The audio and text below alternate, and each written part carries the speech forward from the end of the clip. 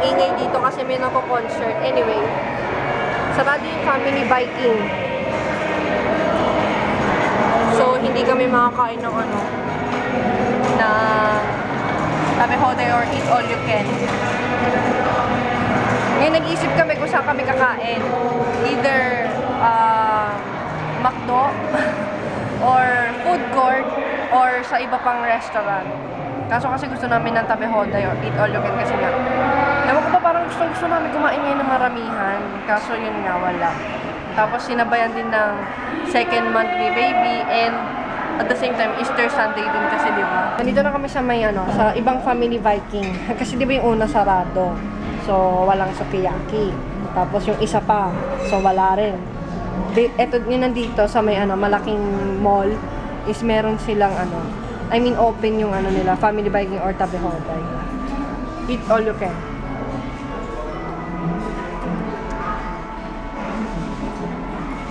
By the way, ang in-avail pala namin is ano tawag dito, standard course and meron kaming ano, drink bar.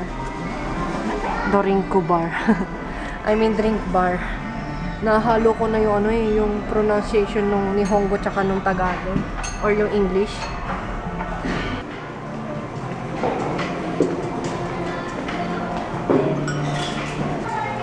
Dami nilang pagkain, different kind of foods. Ito yung kinuha ko, meatballs, fried potato, chicken karage, mabu tofu, fries, and gratin, macaroni gratin. Kumuha ko ng French toast na may whipped cream on top and strawberry jam and chocolate pudding. Tapos yung mix na may fruits, pineapple, basta assorted siya na may dango, yung puting, ayun o, yung bilog, dango. Round 2 ng dessert and ganun ulit yung kinuha ko pero may additional na coffee jelly with cream and matcha flavor na pan. I'm currently here at sa toilet. Yes, nagvo-vlog talaga ako habang umiihi. Anyway, yeah, bago ako umihi or umupo sa bowl, I make sure that seat cleaner. So, ang gagawin ko kuha tissue, then ipupush lang to. Sensor yung ano, yung pag nagpa-flush, hindi yung di ganun, or yung manual. Tapos, syempre, meron din sila yung bidet system na may stop, spray, bidet, tapos flushing sound, water pressure, volume, on and off. Nasa elevator kami dahil kailangan niya mag-breastfeed and pupunta kami sa may, ano, sa may breastfeeding station. Ayun, nahanap ko. Ayan, dito. Ayun, yun. Buti na lang meron. Yan, so dito palitan ng pampers. Tapos, kung saan yung hugas, then, toilet, tapos yung lounge area, and pwedeng makabili ng, or may vending machine. So, dito kami. Walang tao.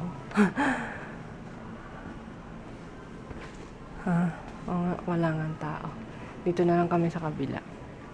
Please be careful. A meal does not put into inside. Epic fail. So, ay, merong ano. Dito na lang tayo, sa kabila.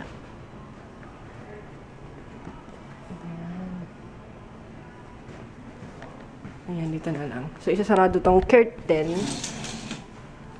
Yan, bawal ang tatay. O kaya kahit na sinong lalaki. Then, dito ilalagay yung toddler. Kung may toddler na kasama. Ilalapag ko muna yung gamit ko. Yuichi! Breastfeed! Bonyu desu. Sayang, sarado yung Brazilian store. Kasi meron dyan silang tinitindang ano mga Philippine, tulad ng pangsigan. Yan, mga ganun. Meron yan sila dito Itong pansabit pala, I mean, yun yung para ano ni Yuichi. Ito. From the brand Sassy, 0+ months. Jitterbug. Crinkle, rattle, jitter. Inspire vision. So, for ano pala siya, yung vision na basta kasi colorful niya.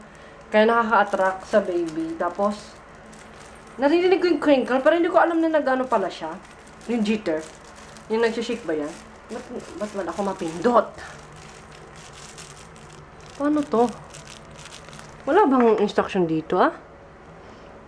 Wala naman. Wala naman. Ay, sus. Ang cute niya, diba? Hello! Bumili din pala kami nitong Relax. Yes, Relax. iArm Smartphone Arm Stand. The necessary partner of mobile phone. Relax your hands more leisure. More easily and more convenient. And this is how it looks like. Jan. Pero pwede rin siya sa ano, pwede rin ilagay yung vlogging camera or yung, wait lang, i-ano ko sa inyo. Wait lang. Ito kasi may sipit dito eh. Yun. And, ilalagay ko na tong vlogging camera. Yes! So, diba? Ang ganda. Perfecto. And pwede ko siyang ilagay sa ano, sa, what do you call it? Let's say, pag nagbabike ako, pwede ako mag-vlog. So, itong iArm is, pwede siya sa, let's say, Samsung ko na Note 3. Yan. So, 5.7 inches, 5.5 inches, 4.7 inches, 4 inches, and 3.5 inches. So, meaning kahit anong, ayan. Just like yung nasa, ano, image dito. Yung Samsung, what's this? I think it's S3, S4. Yan. So, okay siya sa mga smartphones. I love it. And, wait lang ha. Tanggalin ko. Yan.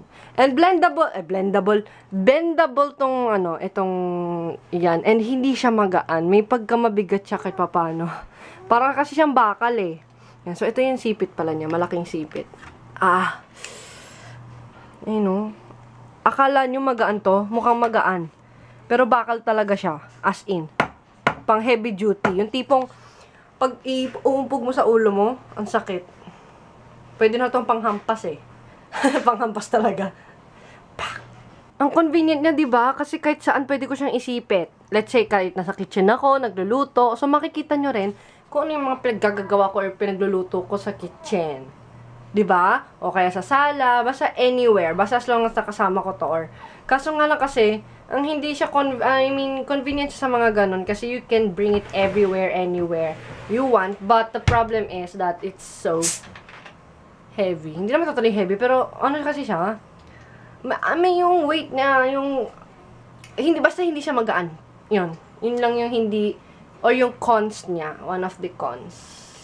Tapos, if you're not strength enough, or pag wala ka masyadong strength, strong enough pala. Ito. Medyo mahihirapan kayo sa sipit na to. But other than that, I have no problem and I think it's perfect for techie persons. Even though kahit hindi ako techie, sa mga nagvo-vlog, yun. By the way, this one cost 1,350 yen. Ayan, may iba't iba silang kulay. May white, black, blue, pink, and yellow. Ito yung binili ko pala sa Caldi Farm. Yung Thai sweet chili sauce and coconut macaron with dates and chia seeds. Ito, try ko to. Mukhang masarap. Mukha lang. By the way. Cookies. Cookies? No, it's macaron nga. Macaron nga, cookies. Ang kulit ko naman.